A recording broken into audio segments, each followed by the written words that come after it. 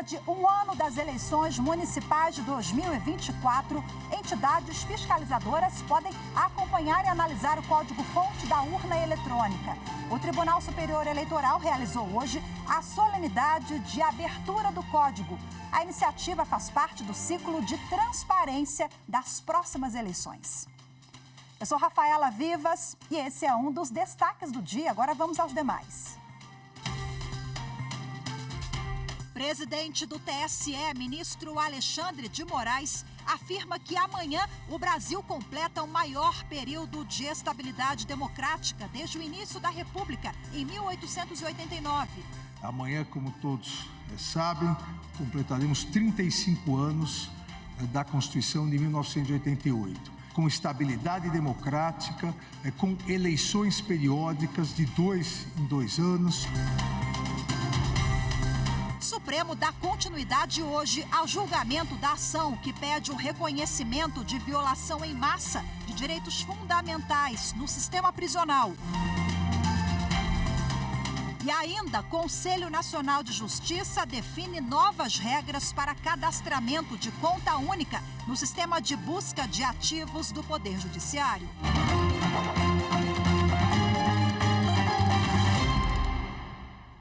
O Tribunal Superior Eleitoral realizou hoje a abertura do código-fonte da urna eletrônica para a inspeção pelas entidades fiscalizadoras. A abertura do código-fonte é um procedimento realizado pela Justiça Eleitoral que acontece regularmente, pelo menos um ano antes de cada eleição. As informações com Simone Moura.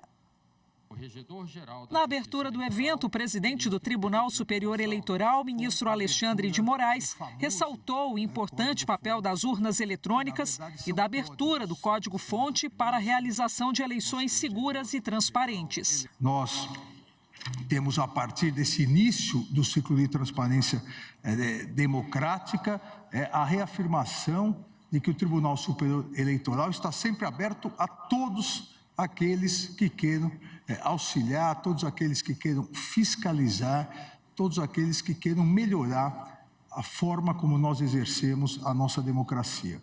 Com absoluta certeza que em 2024 teremos mais um ciclo democrático, mais uma eleição com total tranquilidade, total transparência, para que nós possamos solidificar cada vez mais a nossa democracia. O ministro ainda destacou que amanhã, no aniversário de 35 anos da Constituição Federal, o Brasil completará o maior período de estabilidade democrática desde o início da República, em 1889. Nós estamos completando esses 35 anos com estabilidade democrática, com eleições periódicas de 2 em 2 anos, eleições gerais, eleições municipais, e com a certeza que o Brasil tem o sistema mais eficiente, mais invulnerável e mais transparente de votação de todo o mundo. O secretário de Tecnologia da Informação do Tribunal Superior Eleitoral, Júlio Valente da Costa, apresentou os números das eleições no Brasil e todas as etapas do ciclo de transparência democrática, que conta com 40 oportunidades de fiscalização do sistema eletrônico de votação. Centenas de entidades, incluindo partidos políticos, coligações, conselhos de classe e até universidades de todo o Brasil, são convidadas a acompanhar a fiscalização. A sala do código-fonte da urna eletrônica já está disponível junto às equipes técnicas do tribunal. É perfeitamente possível acompanhar todo o desenvolvimento dos sistemas. A sala ela é disponibilizada hoje e ela ficará aberta até a efetiva assinatura digital ou lacração dos sistemas, quando os sistemas são encerrados. Então, durante todo esse período, as entidades fiscalizadoras podem acompanhar o desenvolvimento, podem utilizar a sala pelo tempo que considerarem necessário. O Tribunal Superior Eleitoral negou o provimento ao recurso apresentado pelo Diretório Municipal do Movimento Democrático Brasileiro, MDB, contra a decisão do Tribunal Regional Eleitoral do Rio de Janeiro.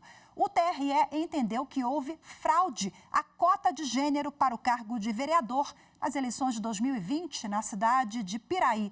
O relator do processo, ministro André Ramos Tavares, considerou que o caso reunia todas as características necessárias para configurar fraude à cota de gênero.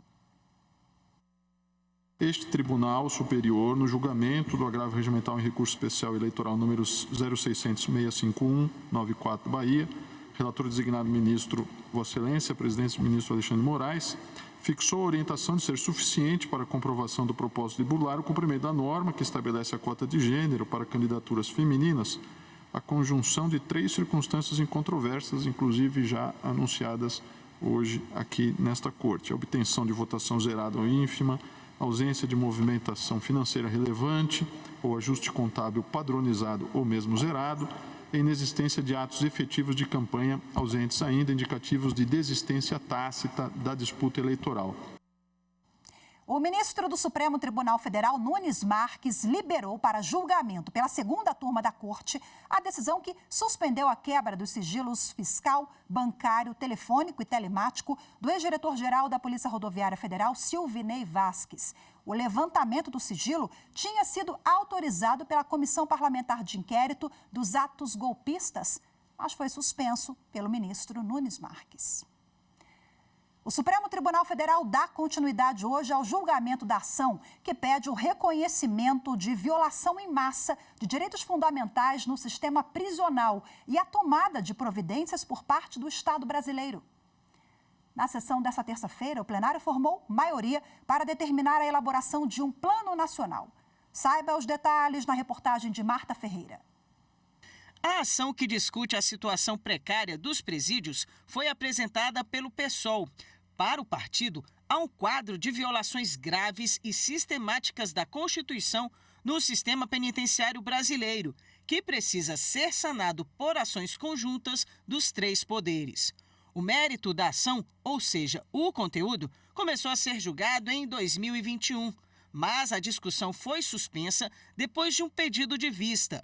Hoje, na retomada do julgamento, o ministro Luiz Roberto Barroso trouxe informações de um trabalho feito pelo CNJ. De acordo com o levantamento, o Brasil é o 3º país do mundo em números absolutos de pessoas presas, mais de 830 mil, tendo ultrapassado a Rússia em 2017. O país apresenta uma taxa média nacional de superpopulação de presídios de 136%, e há estados com taxa de lotação superior a 200%. O presidente ainda chamou a atenção para o perfil da população carcerária. São, em sua maioria, jovens, negras, pobres e foram presas sem portar arma e por delitos não violentos, para os quais a prisão poderia ter sido substituída por medidas alternativas, como permitido por lei. Aproximadamente 61% das pessoas presas em unidades estaduais têm entre 18 e 34 anos. O ministro Barroso destacou ainda o crescimento de facções criminosas nos presídios. Quando se prende um réu primário e de bons antecedentes e ele é posto no sistema penitenciário, ele em breve tempo se torna mais um recrutado, mais um recruta dessas organizações criminosas. Portanto, o estado de coisas inconstitucional dos presídios conduz ao agravamento da situação da segurança pública fora do sistema prisional, quer porque os delitos passam a ser operados de dentro do cárcere, quer porque se devolvem à sociedade cidadãos que se sujeitaram por anos às condições mais aviltantes e que muitas vezes são forçados a se associar a organizações criminosas. O presidente do STF, ministro Luiz Roberto Barroso, acompanhou em grande parte o voto do relator, o hoje aposentado ministro Marco Aurélio, que já havia proposto um plano nacional de intervenção no sistema prisional. O ministro Barroso propôs que o plano seja feito pela União com a participação do Conselho Nacional de Justiça e também deu mais prazo para a sua apresentação. De acordo com o ministro, o Plano Nacional deve ser apresentado em até 6 meses, com prazo máximo de 3 anos para execução. Assim que o Plano Nacional for homologado pelo STF, passa a contar o prazo de 6 meses para que os estados e o Distrito Federal apresentem os respectivos planos. Nós aqui estamos atuando em cumprimento da Constituição, de atos internacionais vinculantes para o Brasil e da legislação interna brasileira. Portanto, nós não estamos diante de uma questão política, nós não estamos diante de uma questão de discricionariedade administrativa, estamos diante de uma questão essencialmente jurídica. A principal missão de uma Corte Constitucional é proteger direitos fundamentais. Quando o Estado mantém ou as mantém nas condições degradantes já descritas, ele age em desacordo com as suas próprias normas. Portanto, para combater quem cometeu ilícito, pratica o próprio Estado outros ilícitos graves. O Conselho Nacional de Justiça estabeleceu novas regras para cadastramento de conta única para penhora de ativos no sistema de busca de ativos do Poder Judiciário, SISBAJUDE. O programa se comunica com o Banco Central e instituições financeiras, facilitando o envio de informações e ordem judicial para ser executada. A reportagem é de Carolina Chaves. A parceria entre judiciário e instituições financeiras é desde 2019, quando o acordo de cooperação foi firmado com o CNJ. O sistema envia por meio eletrônico ordens de bloqueio e requisita informações básicas de movimentações e saldos financeiros de contas de devedores condenados pela Justiça. Entre as informações que podem ser solicitadas pelo sistema são de investimento, fatura de cartão de crédito, além de extratos do PIS e do FGTS. O objetivo do SISBAJUDE é reduzir os prazos de tramitação dos processos, aumentar a efetividade das decisões judiciais e aperfeiçoar a prestação jurisdicional. Com isso, garante uma duração razoável do processo e economia para o judiciário brasileiro. Recentemente, o CNJ estabeleceu novas regras que simplificam o cadastramento de conta única, que pode ser de pessoa física ou jurídica, para indicar no sistema uma conta preferencial para bloqueio de ativos. A seguir, mais de 30 pessoas já foram denunciadas pelo Ministério Público de Goiás por envolvimento em esquema de manipulação de resultados em jogos de futebol. Os detalhes em instantes, voltamos já.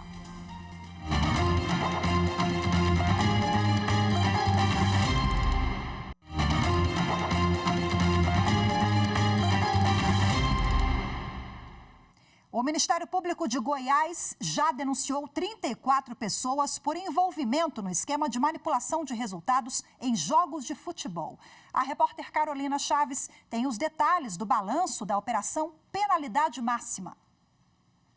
Os dados foram divulgados nesta semana pelo Tribunal de Justiça de Goiás. Além dos 34 denunciados, 9 atletas fizeram um acordo de não persecução penal. A Operação Penalidade Máxima do Ministério Público Goiano começou no ano passado, após o presidente do Vila Nova de Goiás, Hugo Jorge Bravo, entregar documentos que comprovavam parte do esquema.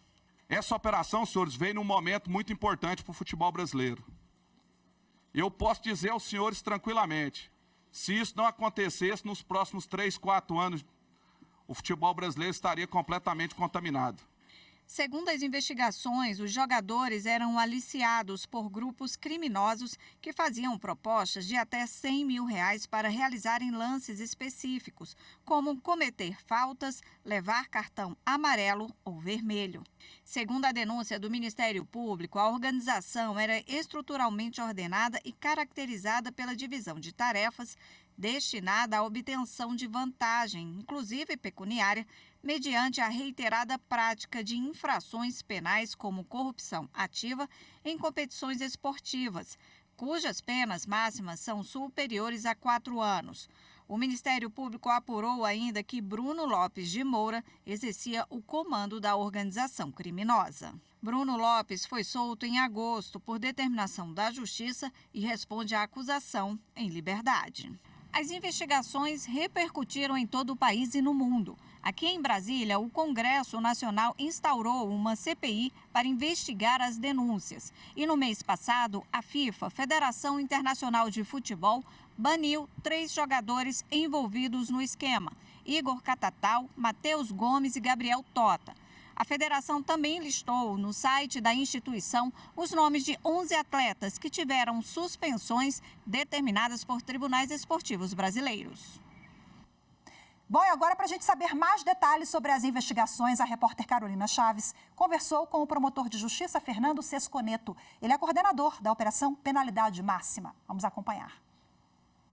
Doutor Fernando, muito obrigada pela participação aqui na TV Justiça. Eu começo perguntando se a criação de delegacias especializadas, em manipulação de resultado de jogos ajudaria no combate a essa modalidade? Eu penso que sim.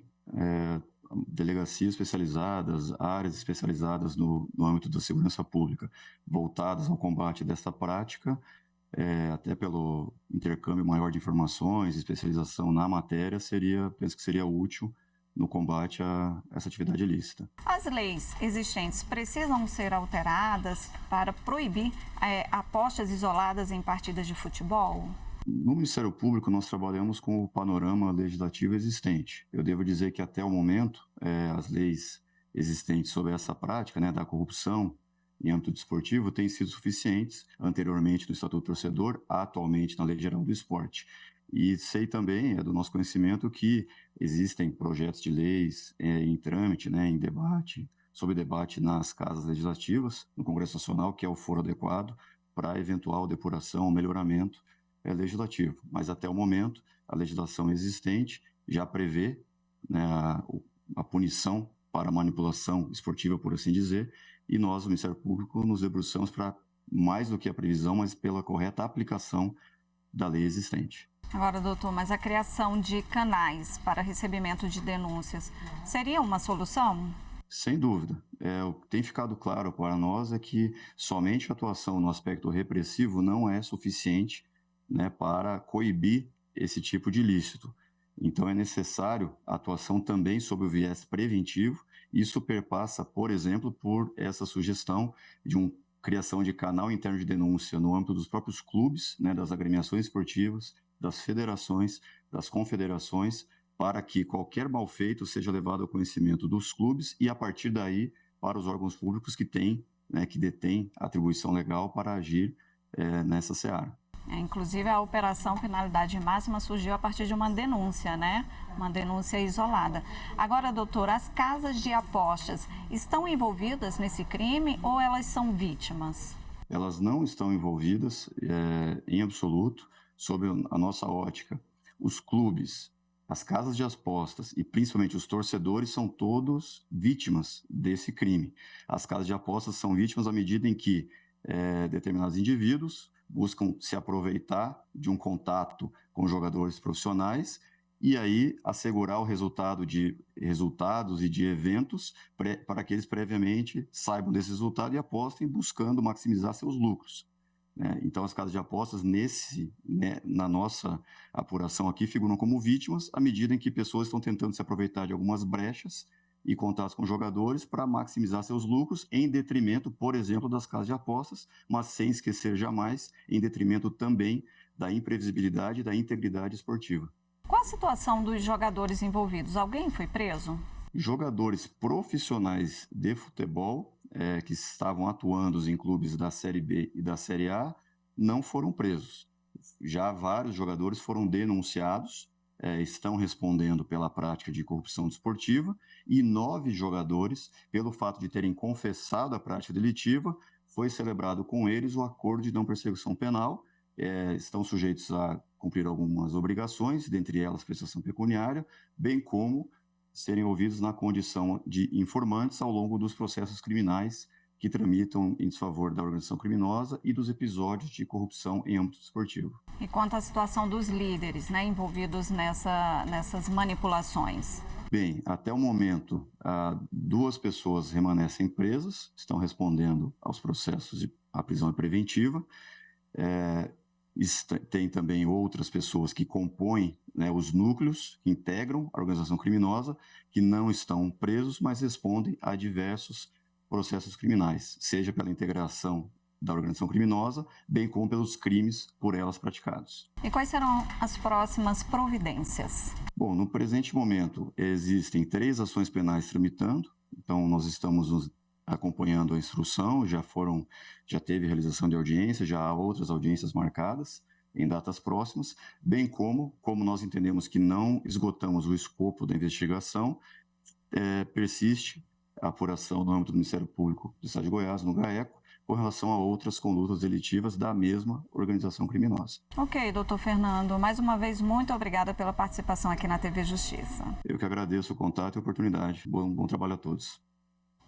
A seguir, Polícia Federal deflagra a operação em 5 estados para coibir fraudes no seguro-desemprego. As informações em instantes, voltamos já.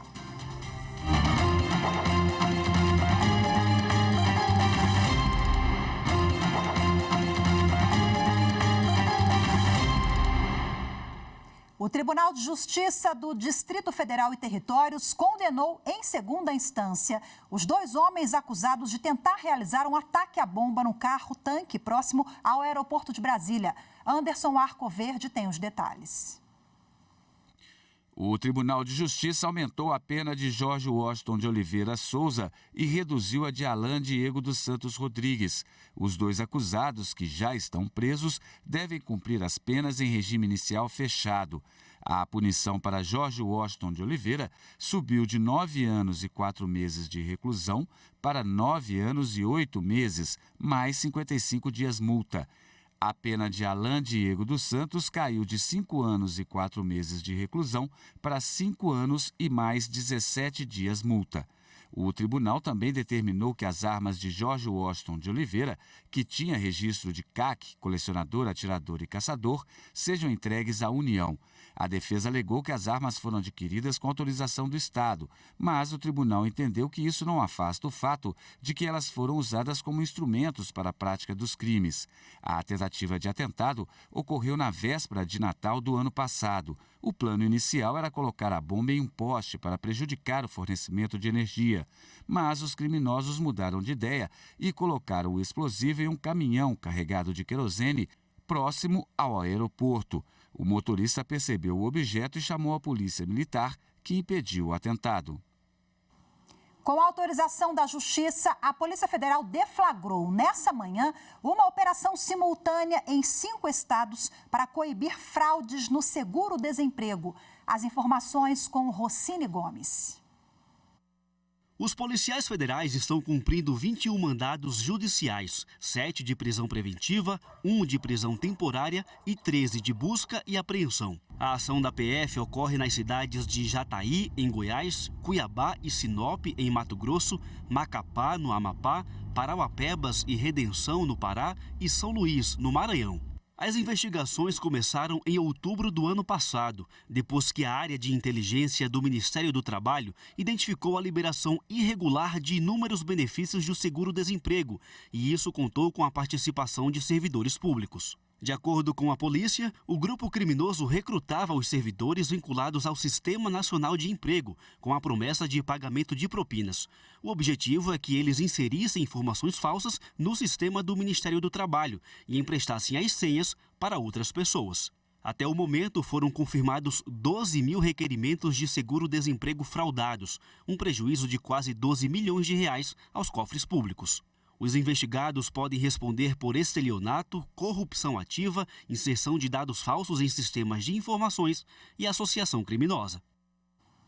Empresas do sistema Eletrobras e os sindicatos dos empregados participaram de uma audiência de conciliação no Tribunal Superior do Trabalho.